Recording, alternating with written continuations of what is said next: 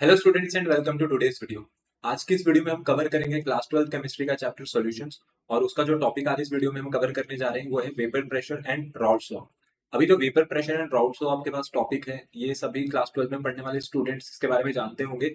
ये जो टॉपिक है इससे आपके पास काफी ज्यादा क्वेश्चन जो है वो पूछे जाते हैं क्लास 12 के बोर्ड एग्जामिनेशन में।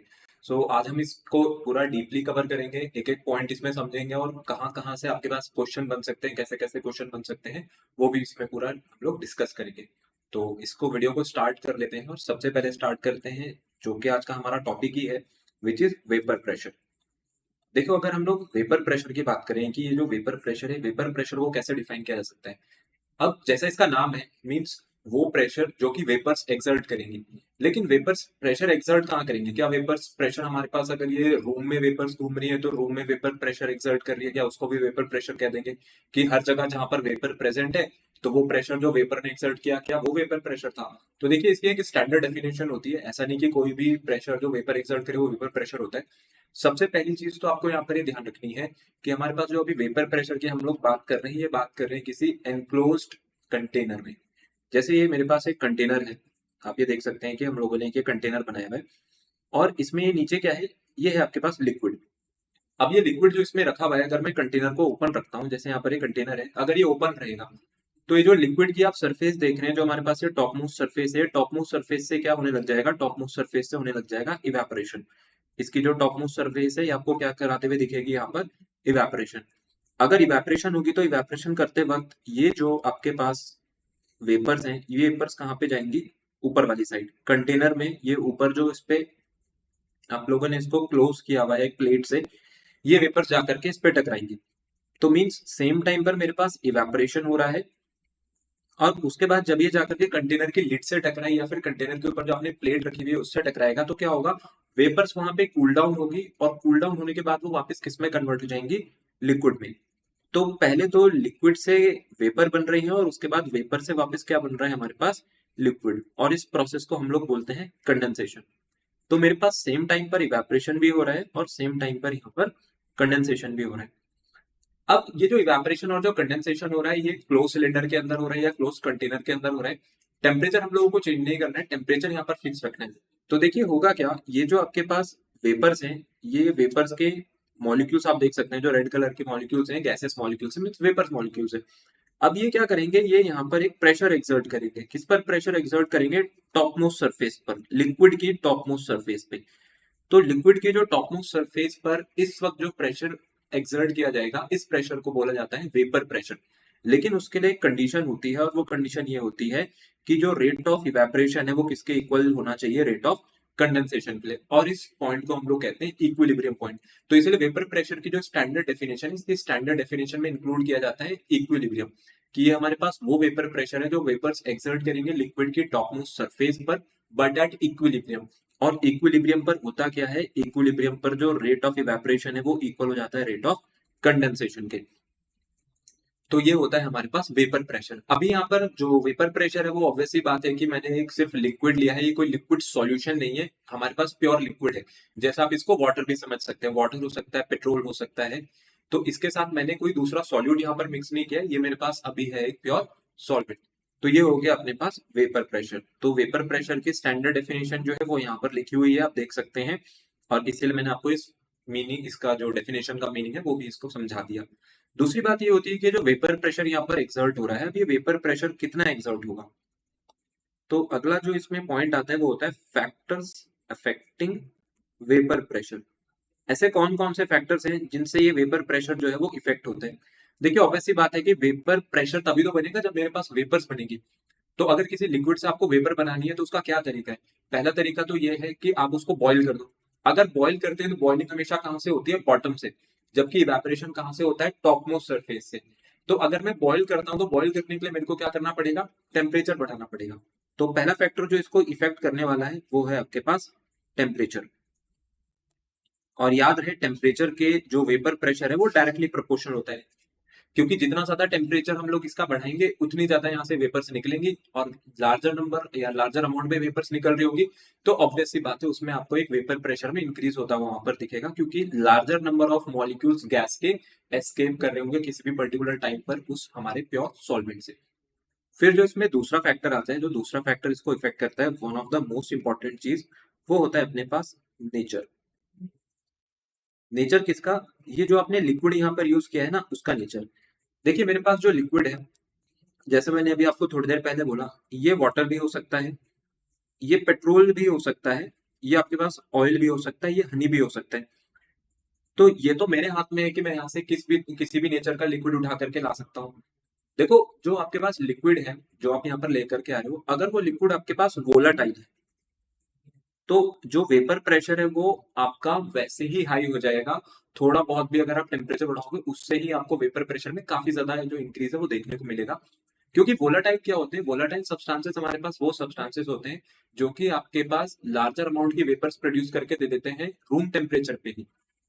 मीन्स जितनी ज्यादा वेपर्स प्रोड्यूस हो सकती है रूम टेम्परेचर पर, उतना ज्यादा उस लिक्विड को माना जाएगा वोलेटाइल। ये जो वोलेटिलिटी होती है हमारे पास, ये क्या होती है? ये कंपेरेटिव वैल्यू होती है, मीन्स किसी के कंपैरिजन में बताए जाते हैं। जैसे मैं आपको पेट्रोल बोलूं और वाटर बोलूं, तो पेट्रोल और वाटर में कौन ज्यादा वोलेटाइल है? पेट्रोल और वाटर में जो आपको ज्यादा वोलेटाइल देखने को मिलेगा वो पेट्रोल होता है। क्योंकि आपने पेट्रोल को देखा ही होगा कि गाड़ियों की जो टंकी है, जैसे उसमें से अगर आप देखो कि उसका अगर हम लोग लिड खोल दें, या उसका अगर ऊपर जो कवर हो रखी होती है टैंक, अगर उसको खोल दिया जाए, तो वहां से जो पेट्रोल की वेपर्स है वो आपको बाहर निकलते हुए दिखेगी। लेकिन वाटर इतना जल्दी आपको वेपर्स प्रोड्यूस करके नहीं देगा जितना जल्दी वहां पर वो पेट्रोल वेपर प्रोड्यूस करके देता है। और अगर मैं सेम टेम्परेचर पे बात करूँ कि सेम टेम्परेचर पे कौन ज्यादा वेपर प्रोड्यूस करेगा, तो एज कम्पेयर टू वाटर, वहां पर पेट्रोल की जो वेपर्स है वो ज्यादा होगी। तो मीन्स ये जो पेट्रोल है वो ज्यादा वोलाटाइल हो गया एज कम्पेयर टू वाटर। तो वोलाटाइल क्या होते हैं? वोलाटाइल वो हमारे पास सब्सटेंसेस होते हैं जो इजिली वेपर्स प्रोड्यूस कर देते हैं। तो वेपर्स भी प्रोड्यूस कर रहे होंगे, और जितना कम टेम्परेचर रखेंगे उतना अच्छा है। कि मेरे को यहाँ पर ज्यादा टेम्परेचर बढ़ाने की जरूरत नहीं पड़ रही है, थोड़े बहुत टेम्परेचर बढ़ाने पे ही क्या हो रहा है, आपको काफी ज्यादा अमाउंट में यहाँ पर ये जो वेपर्स हैं वो देखने को मिल रहे हैं। तो एज कम्पेयर टू वाटर, जो पेट्रोल है ये काफी ज्यादा वोलाटाइल है। अब वहीं जो दूसरी तरफ मैंने ऑयल लिखा है, हनी लिखा है। अगर ऑयल की आप बात करो, तो ऑयल आपने देखा होगा ये काफी ज्यादा इसकी विस्कोसिटी हाई होती है। तो ऑयल्स में आपको इतना इजिली वेपर्स देखने को नहीं मिलेंगे ना, हनी में आपको इतना जल्दी ये वेपर्स देखने को मिलेंगे। तो हाँ, पेट्रोल आपके पास कैसा हो गया? एक वोलाटाइल। तो अब ये जो नेचर ऑफ द लिक्विड है, ये होता है नेचर ऑफ द लिक्विड का मतलब कि मैं कैसा लिक्विड लेकर के आ रहा हूँ। मैं वाटर ला रहा हूँ, पेट्रोल ला रहा हूँ, ऑयल ला रहा हूँ, हनी ला रहा हूँ, इसके अलावा जितने भी आपके पास लिक्विड सॉल्वेंट्स, आप कैसा लिक्विड सॉल्वेंट यूज कराते हो। जितना ज्यादा वोलेटाइल लिक्विड सॉल्वेंट आप लेकर के आओगे, उतना ज्यादा आपको वेपर प्रेशर यहाँ पर देखने को मिलेगा। तो ये जो वोलेटिलिटी होती है, वोलेटिलिटी के भी डायरेक्टली प्रोपोर्शनल होता है अपने पास जो वेपर प्रेशर है। ठीक है, अगर आपको वेपर प्रेशर ज्यादा चाहिए तो आप ज्यादा वोलेटाइल लिक्विड लेकर के आओ। मीन्स आपको नॉर्मल टेम्परेचर पे ही ज्यादा वेपर्स मिल रहे होंगे, तो जब आप टेम्परेचर बढ़ाओगे तो ऑब्वियसली बात है वहां पर जो वेपर्स है वो ज्यादा मिलने देखने को मिलेंगे। तो उससे वेपर प्रेशर भी बढ़ जाएगा।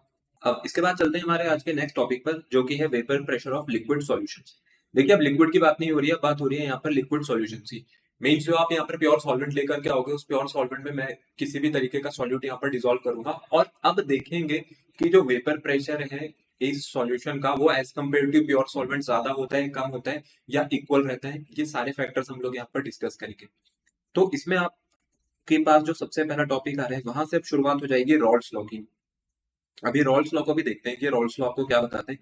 देखिए जैसे यहाँ पर डेफिनेशन में लिखा हुआ है कि रॉल्स लॉ क्या बता रहे हैं कि eight a given temperature for a solution of volatile liquids the partial vapour pressure of each component. अच्छा, पहली चीज तो क्या है कि अभी हम लोग जिस सॉल्यूशन की बात कर रहे हैं, इस सॉल्यूशन में जो सॉल्यूट हम लोग लेकर के चलेंगे, वो सॉल्यूट कैसा होगा अपने पास?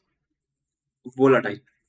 ठीक है, ये वोलाटाइल लिक्विड है। वोलाटाइल लिक्विड का मतलब होता है जो वेपर प्रेशर आपको इजिली प्रोड्यूस करके देते हैं। ठीक है, नॉर्मल टेम्परेचर पे भी आपको ज्यादा वेपर प्रेशर देखने को मिल रहा होगा। तो इनका कहना है जो पार्शियल वेपर प्रेशर है हर एक कंपोनेंट का सॉल्यूशन में, ये किसके इक्वल है? Product of the vapour pressure of the pure component and it's mole fraction. देखो पार्शियल प्रेशर को समझते हैं, ये पार्शियल प्रेशर क्या है। आपने क्लास 11 में डाल्टन का लॉ पढ़ा होगा पार्शियल प्रेशर के लिए। अभी जो डाल्टन लॉ है, डाल्टन लॉ आपको क्या बताता था? जैसे मेरे पास कोई एक कंटेनर है, अगर इस कंटेनर में मैं मल्टीपल नंबर ऑफ गैसेस यहाँ पर भर दूं, जैसे आपके पास नाइट्रोजन गैस है, तो अब ये नाइट्रोजन गैस के जितने भी मॉलिक्यूल होंगे, ये जाकर के क्या करेंगे, ये कंटेनर की जो वॉल्स है इससे टकराएंगे।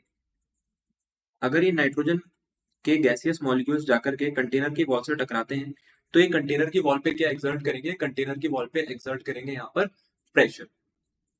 अब मैं आपको एक दूसरा केस बोलता हूँ कि मैंने एक और कंटेनर लिया, लेकिन अब इस कंटेनर में हमारे पास सिर्फ नाइट्रोजन गैस नहीं है, इसके अंदर आपके पास ऑक्सीजन गैस के भी मॉलिक्यूल्स हैं। ये जो ग्रीन वाले मैं बना रहा हूँ, ये ऑक्सीजन गैस के हैं।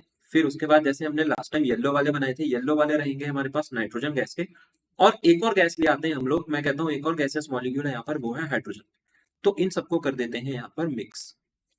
ठीक है, अब मेरे पास नाइट्रोजन के भी मॉलिक्यूल्स हैं, मेरे पास ऑक्सीजन के भी मॉलिक्यूल्स हैं, और मेरे पास यहाँ पर हाइड्रोजन के भी मॉलिक्यूल्स हैं। तो ये रैंडमली मोशन यहाँ पर शो करेंगे, और जब ये रैंडमली ये मोशन शो करेंगे तो ये क्या करेंगे, ये जाकर के ऐसे ही कंटेनर की वॉल से टकराएंगे, और कंटेनर की वॉल्स पे क्या एक्सर्ट करेंगे, कंटेनर की वॉल्स पे ये एक्सर्ट करेंगे पार्शियल प्रेशर। ठीक है, ये जो पार्शियल प्रेशर होता है, पार्शियल प्रेशर मेरे पास क्या प्रेशर होता है, आपके पास वो प्रेशर है जो कि गैसेस मॉलिक्यूल्स एक्सर्ट करते हैं जाकर के कंटेनर की वॉल्स पे। तो अगर टोटल प्रेशर की हम लोग वैल्यू निकालें यहाँ पर, टोटल प्रेशर किसके इक्वल होगा, तो टोटल प्रेशर यहाँ पर इक्वल होगा partial pressure of nitrogen plus partial pressure of oxygen gas और plus partial pressure of hydrogen gas. तो ये है यहाँ पर पार्शियल प्रेशर का मीनिंग। लेकिन अभी हमारे कंटेनर में सिर्फ और सिर्फ क्या भरी हुई है, अभी आपके कंटेनर में भरी हुई है सिर्फ और सिर्फ एक गैस, मैंने कोई सोल्यूशन नहीं बनाया। तो अगर आप इसको एक सोल्यूशन मान करके चल रहे हैं तो मेरे पास ये मिक्सचर है, लेकिन इस मिक्सचर में भी मल्टीपल गैसेस प्रेजेंट है। और अभी हमें क्या पढ़ना है, अभी हमें पढ़ना है कि ये जो आपके पास लिक्विड्स हैं, इन लिक्विड्स में कंपोनेंट्स का आपको पार्शियल प्रेशर बताया जा रहा है। अब इस चीज को समझते हैं। देखो यहाँ पर जैसे आपके पास कोई भी प्योर सॉल्वेंट है, पहले मैं इसको हटा देता हूँ। जो भी आप प्योर सॉल्वेंट लेकर के आओगे, जैसे अपना प्योर सॉल्वेंट हम लोग मान लेते हैं कि प्योर सॉल्वेंट था अपने पास वाटर। अभी जो प्योर सॉल्वेंट वाटर है, इसके यहाँ पर अभी आपको एक क्या देखने को मिलेगा, पार्शियल प्रेशर देखने को मिलेगा। ठीक है, तो ये जो पार्शियल प्रेशर होता है, इस पार्शियल प्रेशर की वैल्यू एक तो हो गई प्योर वाटर की, यहाँ पर भी मेरे पास सिर्फ और सिर्फ एक H2O है। लेकिन मैंने इसके बाद क्या किया, मैंने H2O में ले जा करके एक और सब्सटेंस मिला दिया, और अभी आपके पास प्योर वाटर नहीं रहा, अब ये क्या बन गया मेरे पास, एक्वस सॉल्यूशन। और ये एक्वस सॉल्यूशन चलो मान लेते हैं कि मैंने इसके साथ मिक्स किया हुआ है यहाँ पर पेट्रोल। तो अब आपके पास यहाँ पे पेट्रोल भी है, और पेट्रोल के साथ साथ वाटर भी है। तो पहला वाला जो केस है, पहला वाला केस है प्योर सॉल्वेंट का, लेकिन अगले वाले केस में मेरे पास क्या आ गया, अगले वाले केस में आपके पास आ गया सॉल्यूशन। और ये किसका सॉल्यूशन है, पेट्रोल का और वाटर का। तो यहाँ पर जितना भी प्रेशर आपके पास इस सॉल्यूशन में अभी आएगा, वो किसकी वजह से होगा, ए वाले केस में। और ये हमने इसको केस 1 कह देते हैं, क्योंकि ए और बी अभी बताऊंगा कहां पर यूज करना है। ये आपके पास केस 1 है और ये हो गया केस 2। तो पहले वाला जो केस है, इसमें जितना भी प्रेशर होगा इस पर्टिकुलरली प्योर सॉल्वेंट का, इसको हम लोग नाम देते हैं P0A। ठीक है, इसको पढ़ते हैं हम लोग vapour pressure of the pure component ए। तो देखिए यहाँ पर ये जो टर्म यूज करिए वेपर प्रेशर, वेपर प्रेशर अपने पास अभी मैंने आपको थोड़ी देर पहले बताया था वेपर प्रेशर क्या होता है।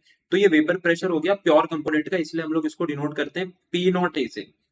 और वहीं जब आपके पास ये पेट्रोल और वाटर का मिक्सचर बन गया ना, अब यहाँ पर क्या होगा, अब यहाँ पर जो वाटर है, वाटर का आ जाएगा पार्शियल प्रेशर। तो ये है वेपर प्रेशर भी आप कह सकते हो इसको, आप पार्शियल प्रेशर भी कह सकते हो, लेकिन ये प्योर नहीं है।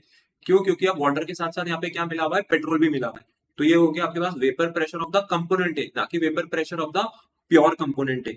और वैसे ही जो पेट्रोल है, पेट्रोल की अगर मैं बात करूं तो पेट्रोल के लिए मैं वेपर प्रेशर मान लेता हूं पीबी। तो P0A क्या है, P0A है वेपर प्रेशर ऑफ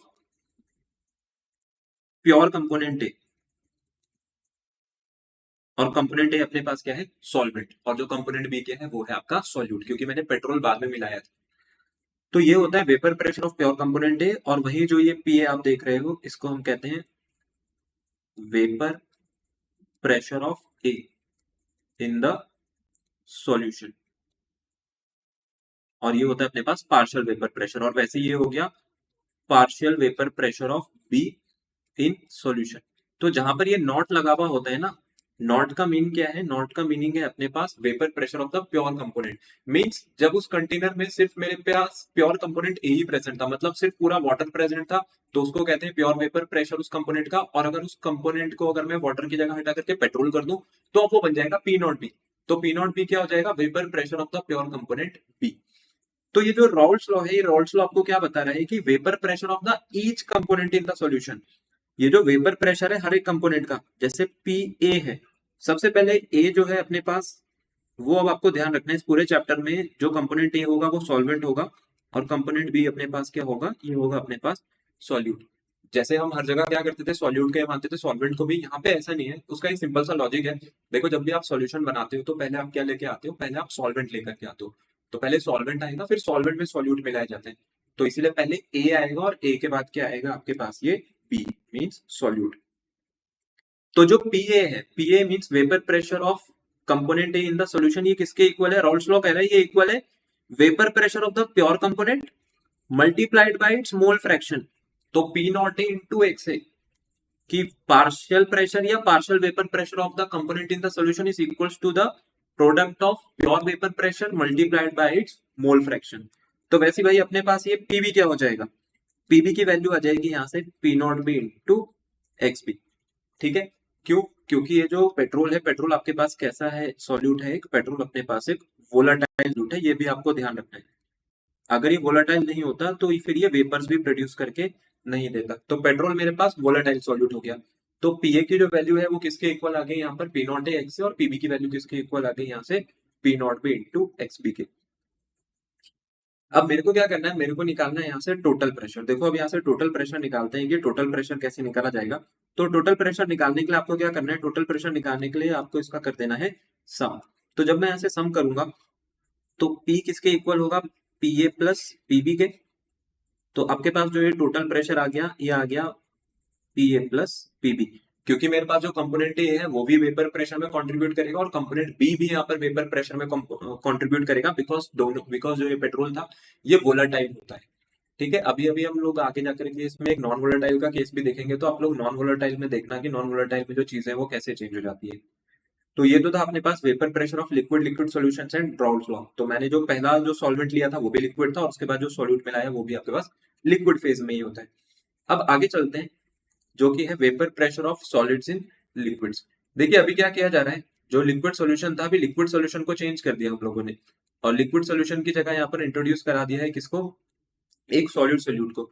वैसे यहाँ पर पीछे ये जो P equals to PA plus PB अभी हम लोगों ने इसको छोड़ा है, इसको हम पूरा भी लिख सकते हैं कि पीए को आप यहाँ पर लिख दो P not A into X A, और प्लस पीबी को लिख देंगे P not B into X B. बाकी यहाँ से ग्राफ की जो है प्लॉटिंग करी जाती है, पर जब हम लोग ideal and non ideal solutions पढ़ लेंगे तब आपको मैं वहां पर ये चीज समझाऊंगा कि ग्राफ को हम लोग कैसे प्लॉट करते हैं यहाँ से। तो अभी हम लोग इसको यहीं पर छोड़ देते हैं कि total pressure P not A X A plus P not B into X B हो गया। अब आगे चलते हैं सॉलिड्स वाले केस पर।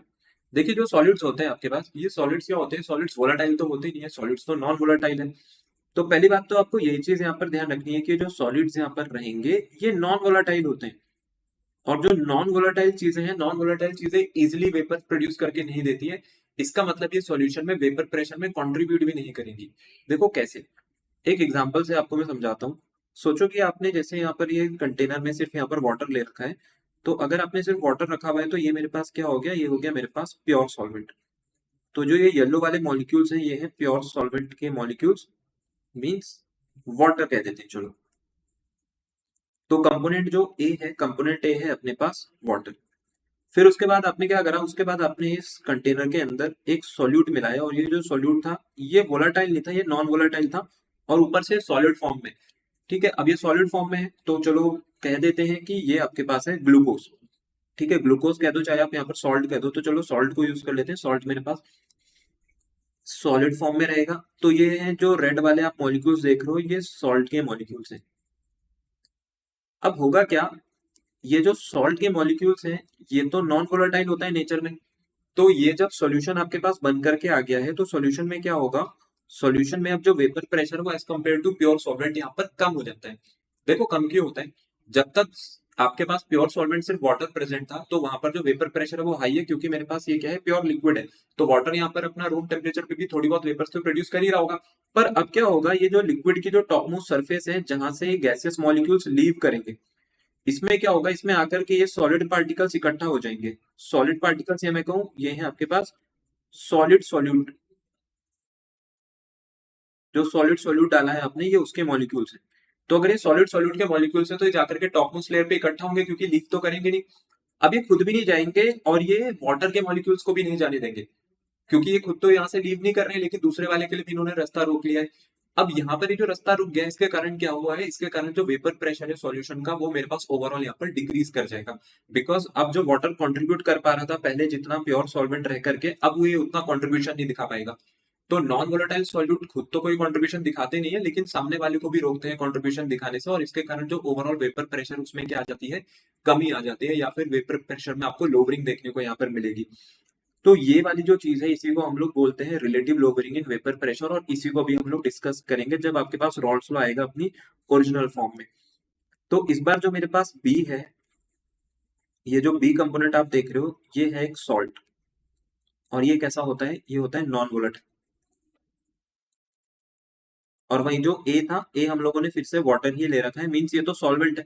भाई सॉल्वेंट अपने पास वोलेटाइल था, लेकिन जो सॉल्यूट आप लेकर के आए हो वो नॉन वोलेटाइल है। तो अब देखते हैं वेपर प्रेशर में क्या चेंज आएगा। तो पिछली बार हम लोगों ने लिखा था पीए और पीबी, तो अब जो टोटल प्रेशर है वो किसके इक्वल होगा, पीए प्लस पीबी के। पर हम लोग क्या कह रहे हैं कि जो partial pressure of component be in the solution है ये तो कंट्रीब्यूट ही नहीं कर रहे ना, मीन से वेपर प्रेशर कहाँ बना रहा है। तो हम लोग इसकी वैल्यू को कितना मान लेंगे कि इसकी वैल्यू जो है सॉल्यूशन में वो कितनी है अपने पास, 0। तो अब आपके पास जो टोटल वेपर प्रेशर है वो सिर्फ किसके इक्वल आएगा, partial pressure of the component है या फिर partial vapour pressure of the component है इन द सॉल्यूशन। तो P की वैल्यू आ गई यहाँ से P not A into X A, ठीक है, क्योंकि पी ए किसके इक्वल होता था, P not A into X A. ये अभी अभी हम लोगों ने थोड़ी देर पहले यहाँ पर रॉल्स लॉ में पढ़ा था। अब ये जो एक्स ए है, एक्स ए मतलब मोल फ्रैक्शन ऑफ ए। देखो अब ये जो कमी आ रही है वेपर प्रेशर में, सॉल्यूट को जितना ज्यादा ऐड कराऊंगा ये उतनी ज्यादा कमी आएगी, सॉल्यूट का अमाउंट बढ़ा दो तो कमी भी ज्यादा आएगी। तो ये मोल फ्रैक्शन ऑफ ए को हटा करके ना मोल फ्रैक्शन ऑफ बी लिखते हैं। आपको पता ही होगा कि मोल फ्रैक्शन को जो सम होता है वो हमारे पास 1 होता है। तो मैं एक्स ए को लिख सकता हूँ 1 माइनस एक्स बी। क्यों, क्योंकि X A plus X B कितना होता है अपने पास, X A plus X B होता है 1। तो ऑब्वियसली बात है एक्स ए की वैल्यू में कितनी लिख सकता हूँ, 1 minus X B. So mole fraction of A equals to 1 minus mole fraction of B. अब एक काम करते हैं, ये जो आप पी नॉट ए देख रहे हो इसको मैं पी के नीचे ही ले आता हूँ।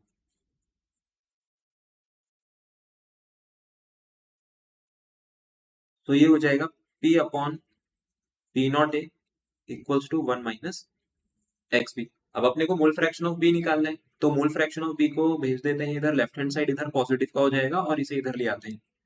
सो मोल फ्रैक्शन ऑफ बी की वैल्यू आ गई यहाँ से 1 minus P upon P not A. So mole fraction of B हो गया, एलसीएम लेंगे तो P not A minus P upon P not A. तो ये होता है relative lowering in vapour pressure. अब ये रिलेटिव लोवरिंग इसको क्यों कह रहे हैं, देखो आप ये बात समझो, इसको रिलेटिव लोवरिंग यहाँ पर क्यों कहा जा रहा है। जब तक आपके सॉल्यूशन में सॉल्यूट नहीं प्रेजेंट था तब तक उसकी जो वैल्यू थी वो किसकी वजह से थी, प्योर सॉल्वेंट की वजह से। मीन्स जो जितना वेपर प्रेशर बनना था प्योर कंपोनेंट ए का था, और फाइनल जो वेपर प्रेशर है सॉल्यूशन का वो कितना हो गया अपने पास, पी। तो ये जो पी है, ये पी क्या है, ये है वेपर प्रेशर ऑफ सॉल्यूशन। तो मेरे पास जो वेपर प्रेशर ऑफ सॉल्यूशन है मैं उसको पी से डिनोट कर रहा हूँ। तो ऑब्वियसली बात है पहले वाला वेपर प्रेशर ज्यादा था और अब वाला कम है, तो P not A minus P किसको डिनोट कर रहा है यहाँ पर, वेपर प्रेशर में कमी को। और अगर मैं इसको डिवाइड करा दूं इसकी ओरिजिनल वैल्यू से, ओरिजिनल वैल्यू कितनी थी यहाँ पर, पी नॉट ए थी, तो इसी को कहते हैं relative lowering in vapour pressure. तो ये जो मोल फ्रैक्शन होता है सॉल्यूट का ये किसके इक्वल होता है यहाँ पर, relative lowering in vapour pressure. तो इस जो टर्म है इस टर्म का अपना एक नाम है, इसी को हम कहते हैं relative lowering in vapour pressure. तो ये आ गया आपके पास relative lowering in vapour pressure. वो किसके इक्वल आ रहा है, वो इक्वल आ रहा है मोल फ्रैक्शन ऑफ सॉल्यूट के। अब आपके पास यहीं से शुरुआत होगी राउल्स लॉ की एक सेकंड फॉर्म की, राउल्स लॉ की एक सेकंड स्टेटमेंट की, जो कि होती है नॉन वोलेटाइल सॉल्यूट्स की, और इसी को हम कहते हैं Raoult's law in modified form. ये आपको ये बताता है कि जो रिलेटिव लोवरिंग है वेपर प्रेशर में of an ideal solution, ideal solution अभी क्या होते हैं आगे देखेंगे, ये किसके इक्वल होता है हमारे पास, mole fraction of the solute के एट अ गिवन टेम्परेचर। और ये था आपके पास उसका इंटरप्रिटेशन जो मैंने अभी आपको यहाँ पर बताया है।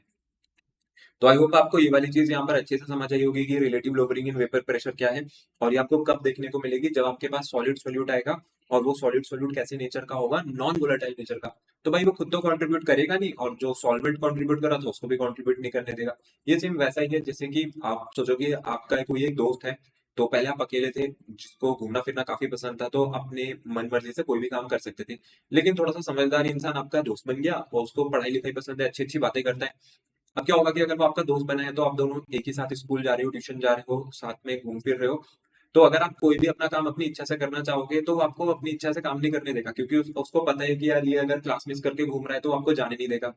ठीक है, आप उससे कहोगे कि तू मेरे साथ चल, तो वो खुद तो जाएगा नहीं, लेकिन आपको भी रेजिस्ट करेगा, आपको समझाएगा कि नहीं नहीं ये चीज सही नहीं है। तो अब आप भी नहीं जा पाओगे, तो उसने तो वैसे ही नहीं जाना था, वो आपको भी नहीं जाने दे रहा है। तो ऐसा क्यों हो पा रहा था? क्योंकि हम दोनों का नेचर यहाँ पर सेम नहीं है। तो सेम चीज यहाँ पर होती है कि यहाँ पर भी जो नेचर है, दोनों जो कंपोनेंट्स कंबाइन कर रहे हैं वो बिल्कुल अलग नेचर के हैं। इसीलिए इनकी जो एस्केपिंग टेंडेंसी है वो कम हो जाती है। जैसे कि पहले एस्केपिंग टेंडेंसी प्योर वाटर की ज्यादा थी, लेकिन सॉल्यूट सॉल्यूट मिलाती उसकी जो एस्केपिंग टेंडेंसी ओवरऑल सॉल्यूशन की वो कम हो गई थी। तो इसी से आ जाती है relative lowering in vapour pressure. तो ये है आपके पास रॉल्स लॉ, जो कि अपनी मॉडिफाइड फॉर्म में होता है। फिर इसके बाद अब रॉल्स लॉ और हेनरीज लॉ हम लोगों ने एक पहले टॉपिक पढ़ा था। इन दोनों के बीच में सिमिलैरिटीज और डिफरेंसेस की बात कर लेते हैं, क्योंकि दोनों ही जो लॉ है वो प्रेशर को रिलेट करते दिख रहे हैं एक तरीके से मोल फ्रैक्शन से। हेनरीज लॉ में भी यही होता था। अगर आपको हेनरीज लॉ ध्यान हो तो हेनरीज लॉ आपको बताता है कि जो प्रेशर होता है ये किसके इक्वल होता है? Henrys constant multiplied by mole fraction. मतलब जो पार्शियल प्रेशर है गैस का किसी भी सॉल्यूशन में वो डायरेक्टली प्रोपोर्शनल है उसके मोल फ्रैक्शन के। तो आज हमने रॉल्स लॉ में भी यही चीज पढ़ी। रॉल्स लॉ ने आपको बताया कि जो पार्शियल प्रेशर होगा किसी भी कंपोनेंट का वो किसके इक्वल होगा? Vapour pressure of the pure component multiplied by its mole fraction. अगर मैं बात करूं इसकी हेनरीज कांस्टेंट की, और वैसे ये जो पी नॉट है तो ये भी कांस्टेंट है, तो ये भी तो कांस्टेंट ही है ना। जैसे वाटर है, वाटर का अगर वेपर प्रेशर है, प्योर वाटर का वेपर प्रेशर तो हमेशा सेम होगा, ये कभी चेंज तो होगा नहीं। तो इसीलिए इन दोनों के बीच में सिमिलैरिटी और जो डिफरेंसेस हम डिस्कस कर सकते हैं। देखो, जो रॉल्स और हेनरीज लॉ है दोनों ही वोलेटाइल कंपोनेंट जो है सॉल्यूशन के लिए उसके लिए अप्लाई होते हैं।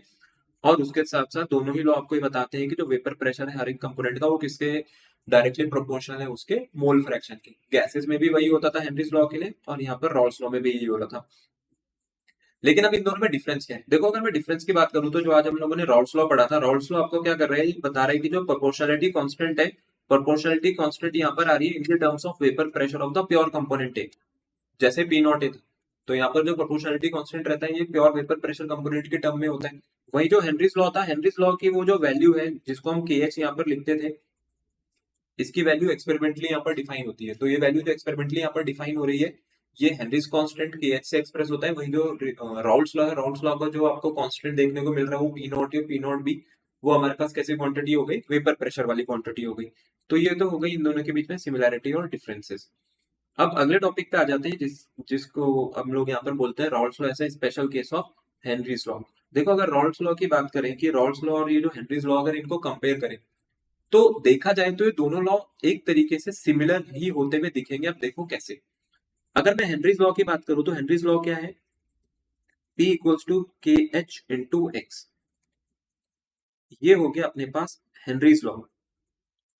और वही जो आपके पास रॉल्स लॉ है वो क्या बता रहे हैं? P A equals to P not A into X है, या फिर मैं कह दूं कि P B equals to P not B into X B. ये हो गया अपने पास रॉल्स लॉ।